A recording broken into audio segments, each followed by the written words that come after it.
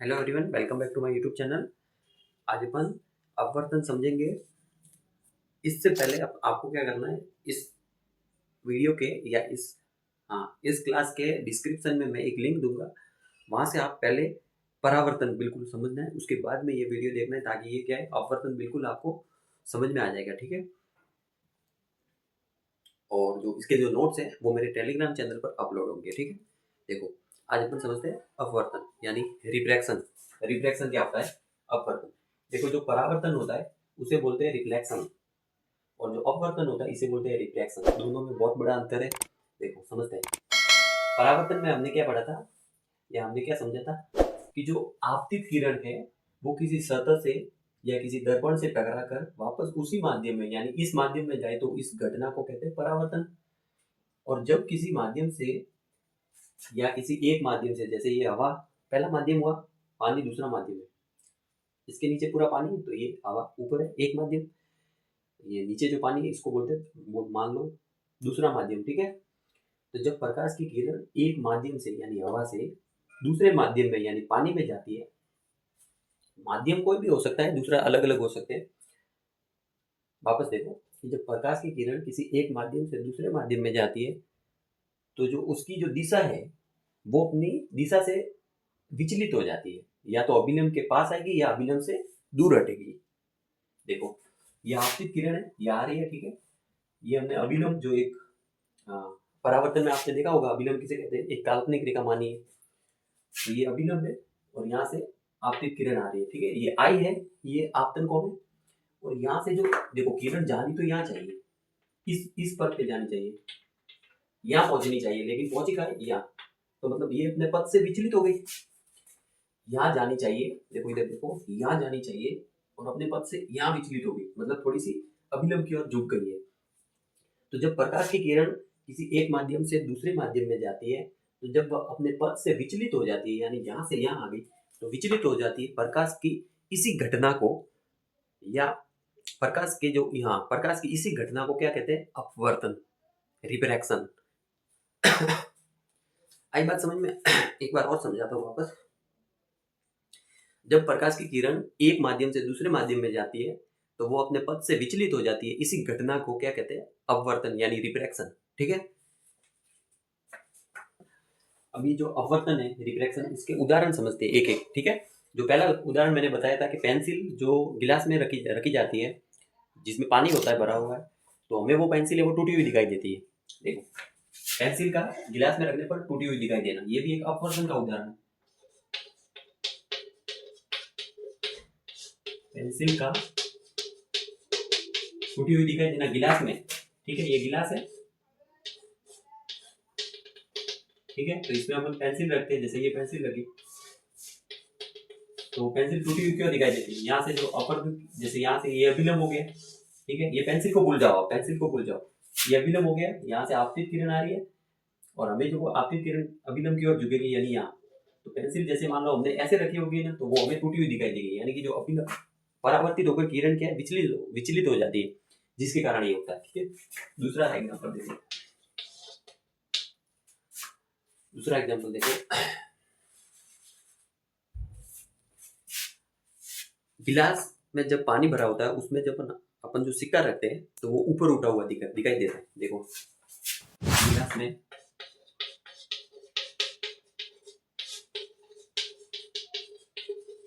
गिलास में रखा सिक्का ऊपर उठा हुआ दिखता है, सिक्का या सिक्का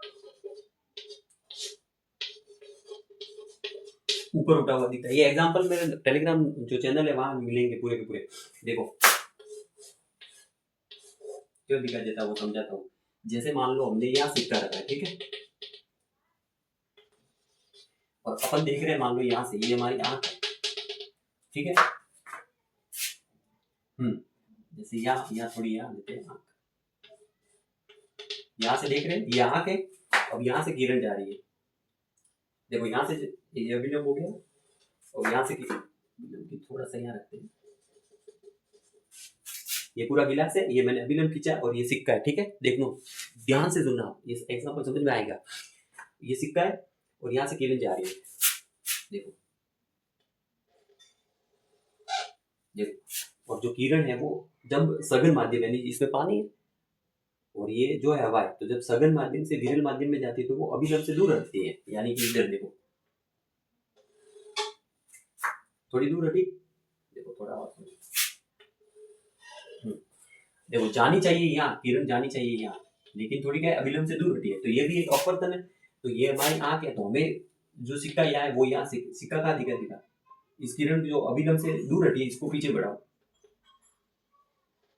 तो हमें सिक्का वो यहाँ दिखाई देगा। समझ में आ रहा है?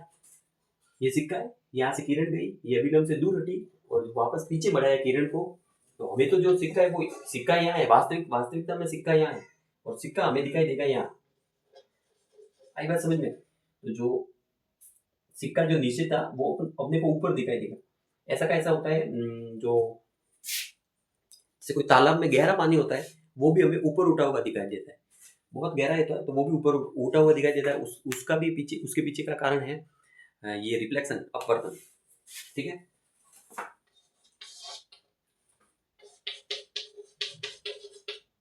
तालाब का कम गहरा दिखना। ठीक है, पहला एग्जांपल, पेंसिल टूटी हुई दिखाई देना, गिलास में जो सिक्का है वो ऊपर उठा हुआ दिखाई देना। देखो एक बार ये वापस समझ लो एग्जांपल, सिक्का यहाँ से किरण गई, वो अभिलंब से दूर हटी, यहाँ हमारी आंख है तो अभिलंब से दूर हटी तो हमको क्या दिखाई देगा, यहाँ दिखाई देगा, तो सिक्का ऊपर उठा हुआ दिखाई देता है। ठीक है, और तालाब का कम गहरा दिखना, 3 एग्जांपल हो गए और समझते हैं।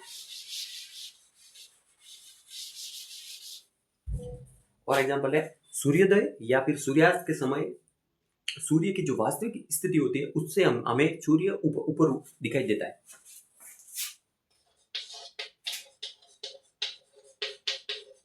सूर्यास्त व सूर्योदय के समय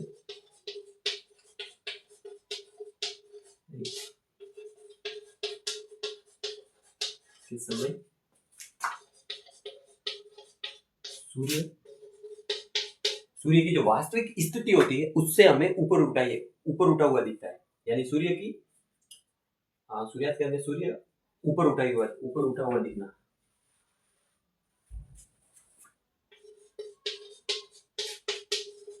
ये भी किसके कारण होता है, अपवर्तन के कारण। 5वां एग्जांपल देखो, जब हमने कभी सोचा ये कि तारे क्यों टिमटिमाते हैं, तो जो वायुमंडल में जो किरण आती है वहां से, तो वायुमंडल का जो घनत्व अलग अलग होता है। ठीक है, तो जब घनत्व अलग अलग होता है, कभी सघन कभी विरल, कभी सघन कभी विरल, तो जो किरण क्या है ऐसे ऐसे ऐसे ऐसे मूर्ति हुई अपवर्तन के कारण। अब बहुत बार अपवर्तित होकर किरण हमारी आंखों तक पहुंचती है, तो हमें क्या है वो जो टिमटिमाता हुआ तारा है वो कभी इधर दिखता है, कभी इधर दिखता है, कभी इधर दिखता है, कभी इधर दिखता है। तो तारों का जो टिमटिमाना है वो भी अपवर्तन के कारण होता है। तारों का टिमटिमाना, ठीक है। हाँ, और एक एग्जांपल और देखते हैं। कभी आपने ये नोटिस किया है कि जब गर्मी के दिनों में जब जो सड़क होती है उसमें क्या होता है, हमें दूर जब देखते हैं ना सड़क पर, तो वहाँ एक छोटा सा खड्डा दिखाई देता है या फिर वहाँ पानी भरा हुआ दिखाई देता है, लेकिन जब हम वास्तविक में वहाँ पहुँचते हैं तो वहाँ कोई पानी होता ही नहीं है।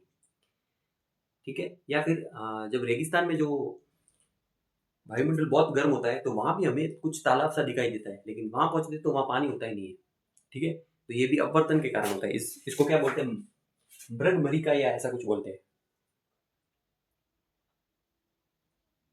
हाँ, तो ऐसे बोलते रेगिस्तान में पानी का दिखना।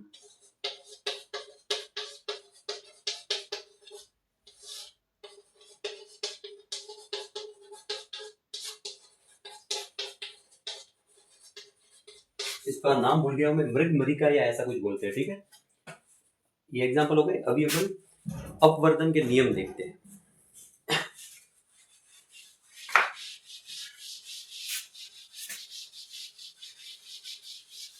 अपवर्तन का एक ही नियम है, अपवर्तन का एक ही नियम है जिसको स्नेल का नियम कहते हैं। स्नेल,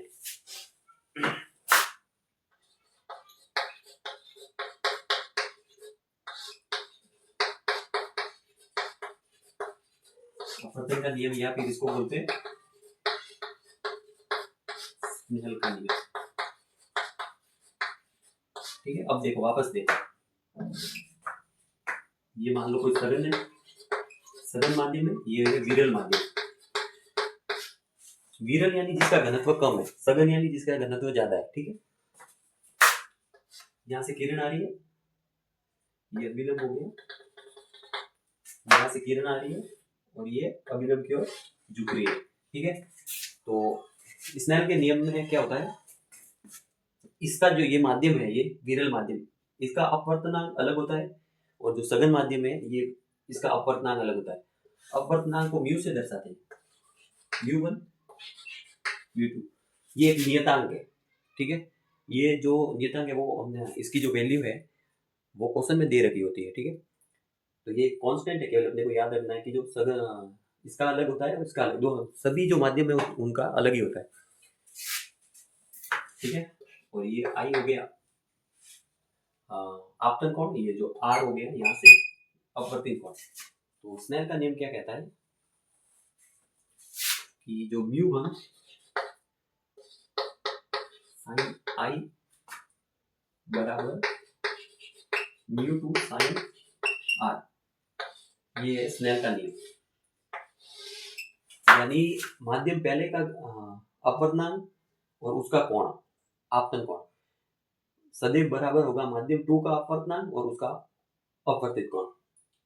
देखो आई बात समझ में, माध्यम फर्स्ट का जो अपवर्तनांक और उसका आपतन कोण सदैव बराबर होगा, इनका दोनों का गुणा सदैव बराबर होगा माध्यम 2 यानी म्यू2 गुणा साइन आर, ठीक है। अब इसको ऐसे भी लिख सकते हैं, देखो साइन आई है यानी साइन आप ये है आपतन कोण, साइन आर को नीचे भेजो, ठीक है। ये बराबर होगा साइन म्यू2 अपॉन म्यू1, ठीक है। मतलब ये दोनों नियम स्नेल के नियम ही है, ठीक है।